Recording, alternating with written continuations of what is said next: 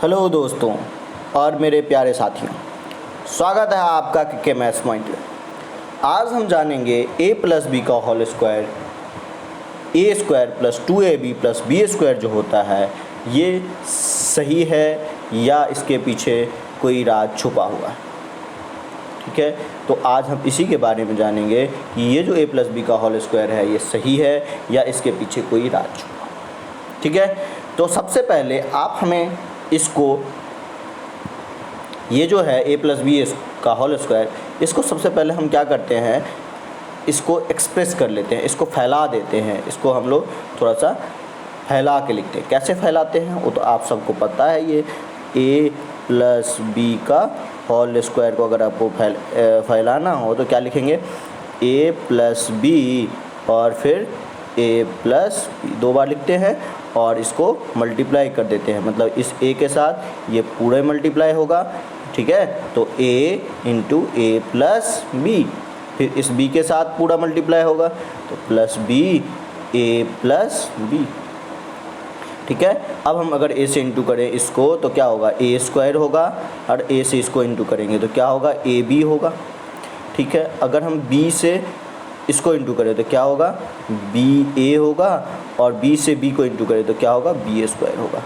ठीक है, और उसके बाद आप लोग क्या बोल देते हो कि ये a स्क्वायर और इन दोनों को ऐड कर देते हैं तो क्या हो जाता है, 2ab प्लस बी स्क्वायर। ये दोनों ऐड क्यों हुआ, जैसा कि आप जानते हैं x प्लस एक्स क्या होता है, 2x होता है, दो बार है तो 2x हो जाता है। उसी तरह से ए बी और ए बी भी ऐड होगा तो 2ab हो जाएगा।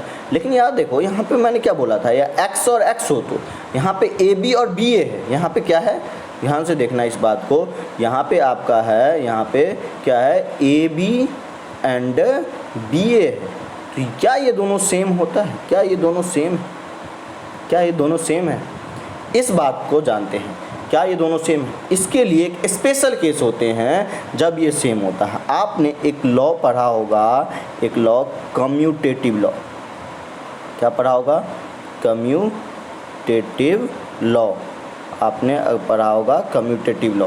ये कम्यूटेटिव लॉ क्या होता है, ठीक है, कम्यूटेटिव लॉ क्या होता है, जैसे आपने पढ़ा होगा 6 क्लास 7 क्लास की ये बात है, a प्लस बी अगर b प्लस ए के बराबर हो तो क्या होता है, ये कम्यूटेटिव लॉ को फॉलो करता है। ठीक है, मतलब ये किस केस में है, एडिशन के लिए, एडिशन के केस में। अगर a इंटू बी इक्वल हो b इंटू ए के, तो ये मल्टीप्लिकेशन के केस में ये कम्यूटेटिव लॉ को मल्टीप्लिकेशन के फॉर्म में, मल्टीप्लिकेशन केस में ये फॉलो करता है। इसी को हम तो लिख सकते हैं ना, A B equal to B A. ये कब होगा, कम्यूटेटिव लॉ को फॉलो करेगा।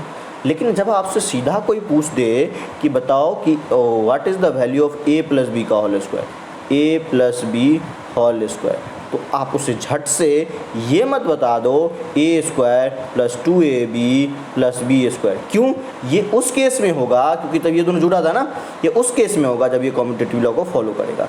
हाँ, अगर वो आपसे पूछे ए प्लस बी का होल स्क्वायर बताओ if A and B are commutative law under multiplication, A and B are commutative under multiplication, अगर ऐसा पूछे, लिख देता हूँ मैं यहाँ पे, what is the value of, what is the formula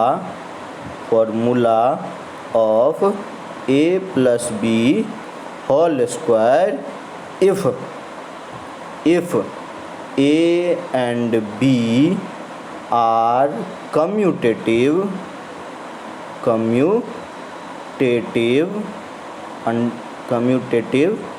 under किसके, अंडर मल्टीप्लिकेशन।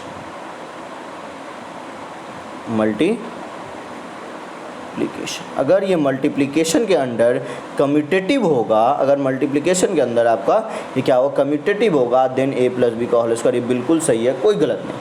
लेकिन अगर नहीं पूछा तो कम्यूटेटिव, बच्चा अब सोचो ये कम्यूटेटिव लॉ है ही नहीं, कम्यूटेटिव नहीं फॉलो करता, तो आप ही सोचो ये दोनों बराबर होगा, तब क्या, if A and B not commutative ये कम्यूटेटिव नहीं है, तो क्या A B equal to B A होगा? तो क्या होगा जवाब? नहीं होगा। अगर ये नहीं होगा बराबर, तो ये दोनों कैसे जुड़ सकता है? बताओ, ये जुड़ेगा? नहीं जुड़ेगा।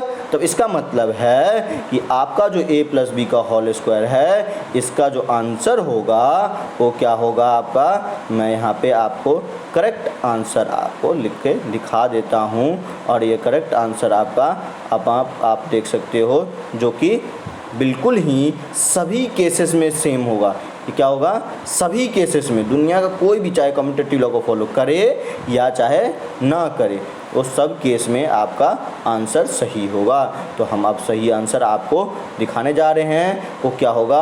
आप जहाँ वहाँ सॉल्व कर रहे थे ना, वहीं तक A square plus A B plus B A plus B square, this is the correct answer.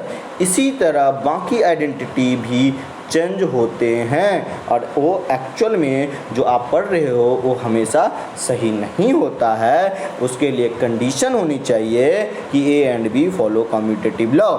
ठीक है, समझ में आ गई बात? इस तरह से मैंने आपको इसके पीछे का राज आज आपको हमने बता दिया है। इस पीछे का राज ये है कि ए और प्लस बी अगर कम्यूटेटिव लॉ फॉलो करेगा तो उसका formula A square plus 2ab plus B square बिल्कुल सही है।